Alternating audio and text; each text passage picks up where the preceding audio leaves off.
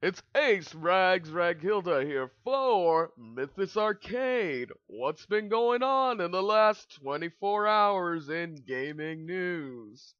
Well, let's find out. Fans of Fallout, if you're curious about how Fallout's new mobile game is doing, Fallout Shelter in the first 2 weeks has made $5.1 million.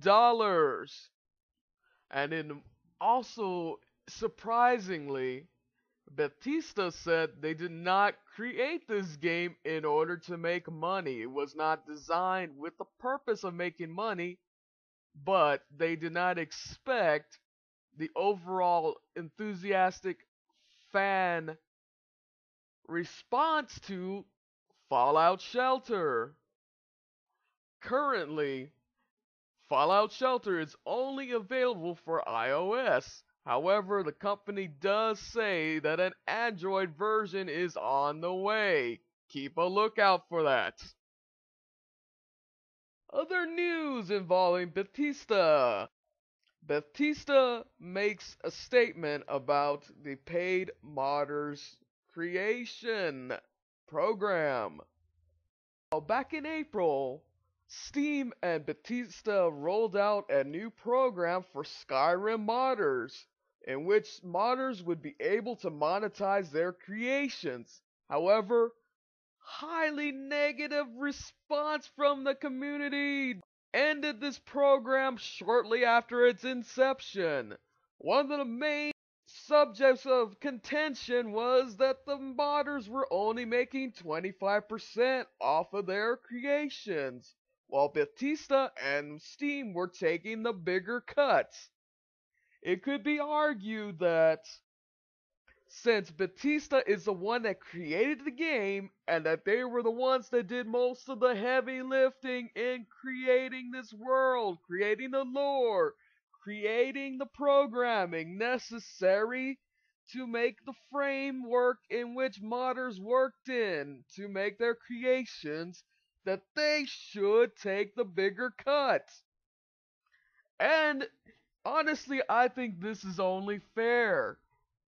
Bethesda did make the game. Bethesda did the marketing, did the publishing. They did the major programming. Also, it should be noted that the Steam Workshop, which allows modders to monetize on their creations, to monetize on their mods, has been open for several years. And with the 25% cut to modders, which in altogether since 2011 has produced $57 million to modders, with the 25% cut to them. I believe that is quite an amazing number. And if you think about it, a modder that goes out on their own, attempts to get donations, is at the mercy of their supporters. They have to go out there, they have to work on their own to get donations. With the program, all of that is handled. All they simply have to do is follow the guidelines and collect their money. However, Steam pulled the program, saying clearly we did not know what we were doing. Of course, the setup was Bethesda got 45% of the sales, whilst Valve took 30%, and the last 25% went to the modder. And this has been a company standard for Valve with its workshop in the past. Pete Hines of Bethesda had this to say on the situation. It is our belief. We made the game. We made the game that you're making a thing for. So, just like in anything else, there is involvement that we're going to have in that, he said. He also said, Generally, I don't know what this will mean for the future. We tried to work things out with those guys from Skyrim, but it just didn't pan out. Have you ever thought that you can make in-game content for a game? Well, BioWare has announced they are giving you a shot at just that. BioWare announces their Dragon Age Inquisition contest called the Untold Relics of Thedas contest for Dragon Age Inquisition. Contestants are challenged to make their item an accessory for a character. They said it could be funny, it can be mysterious, it could be something sad. Above all, they want contestants to think of ways of incorporating their creations to help players think about new ways to play. In order to submit your item idea, send an email to relics@bioware.com. Your email must include your full name, your email address, your birth date, your item idea. But do hurry because submissions are only going to be taken up until July 20th, this upcoming Monday. You have 3 days to get those entries in, people. So do hurry if you want to be a part of this new and amazing contest. Also in the news, fans of Rainbow Six, you can try the new Rainbow Six Siege for free without committing to a pre-order. How? Curse is giving away beta keys. Simply go to the Curse giveaway page.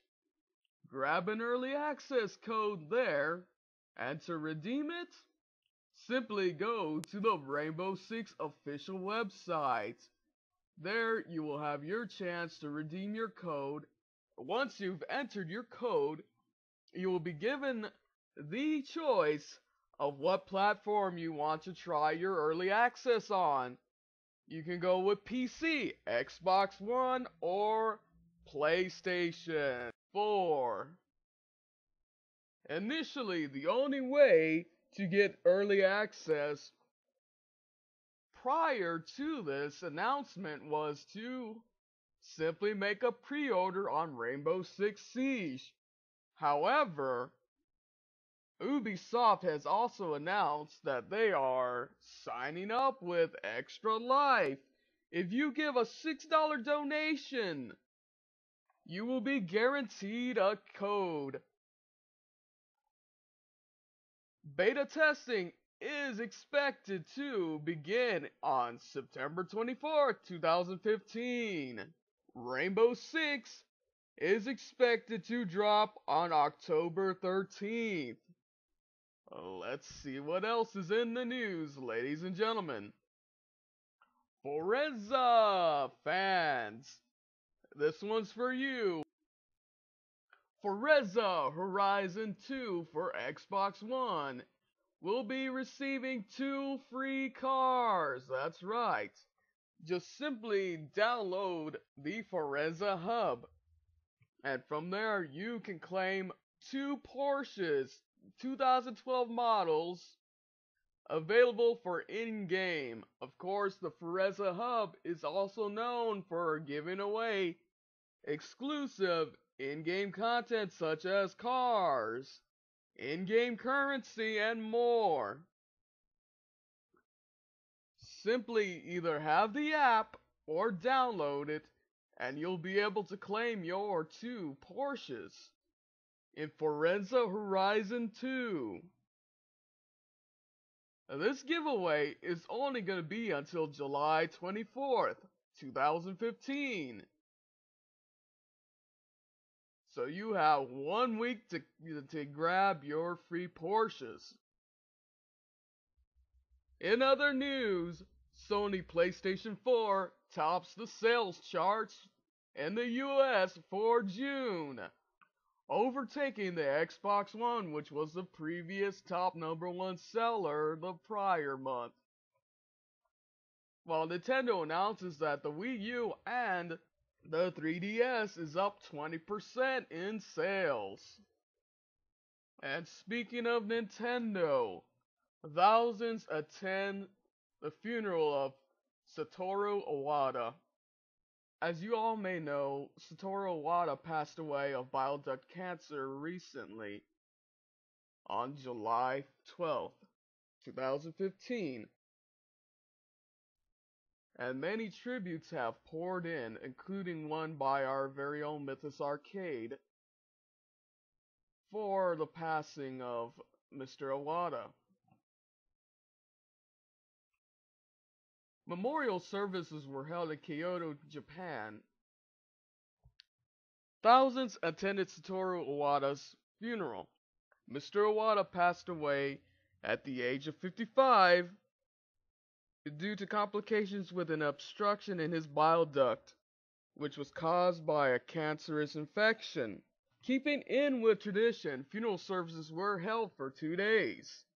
The first day saw 2,600 attendees to visit his coffin, with the second day being 1,500 visitors.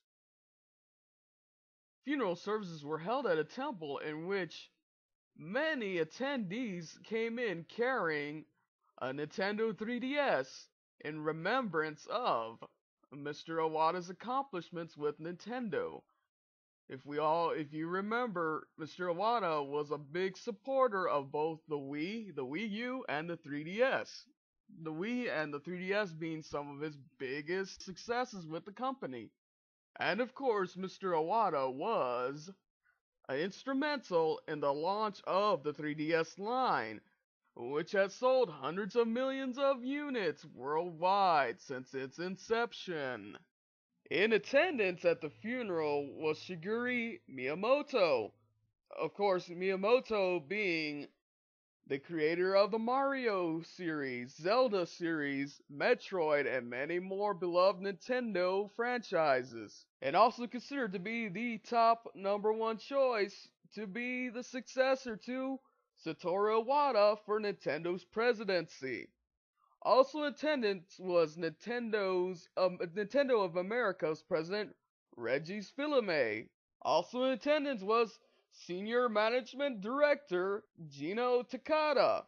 In his eulogy Friday, Takada said that he and Miyamoto plan to complete the work that Iwata began. He said this further, that the seeds that Iwata planted will grow into flowers and that they will make people smile around the world. As you saw in our last newsreel, Gearbox announced a new Duke Nukem game. Why am I bringing this up? Because Gearbox is in the news again, with CEO Randy Pitchford claiming that he has no regrets over the total suck-ass game Aliens Colonial Marines.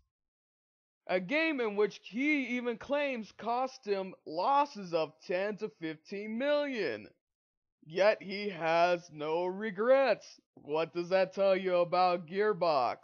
Think about it, ladies and gentlemen. Think about it.